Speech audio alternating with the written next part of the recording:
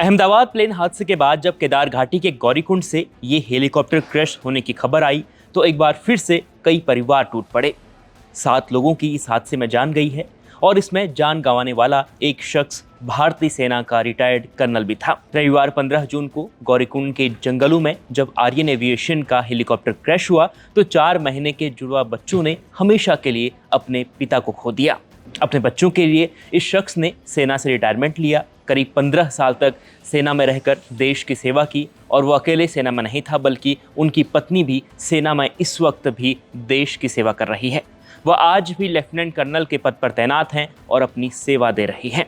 मैं बात कर रहा हूं केदार घाटी में क्रैश हुए हेलीकॉप्टर के पायलट राजवीर सिंह चौहान की और उस हादसे की जिसने कई जिंदगियों को दर्द के समंदर में धकेल दिया। तो केदार घाटी में यह अनहोनी रविवार 15 जून की सुबह 5:20 पर हुई।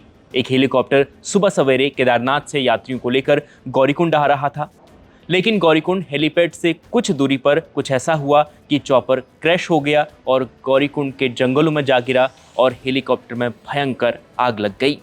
7 लोगों की दर्दनाक मौत हुई इस हादसे में, जिसके बाद पूरा उत्तराखंड और पूरा देश इस हादसे के बारे में इस वक्त खबर देख रहा है और अपना दर्द बयां कर रहा है। इस हेलीकॉप्टर को 37 साल के retired lieutenant colonel Rajveer Singh Chauhan उड़ा रहे थे। उन्होंने 9 महीने पहले ही सेना से रिटायरमेंट लिया था और अब वो आर्यन एविएशन प्राइवेट लिमिटेड में बतौर पायलट का काम कर रहे थे। रिटायरमेंट लेने की वजह उनके बच्चे थे। राजवीर के घर में 14 साल बाद बच्चे की किलकारियां गूंजी थी।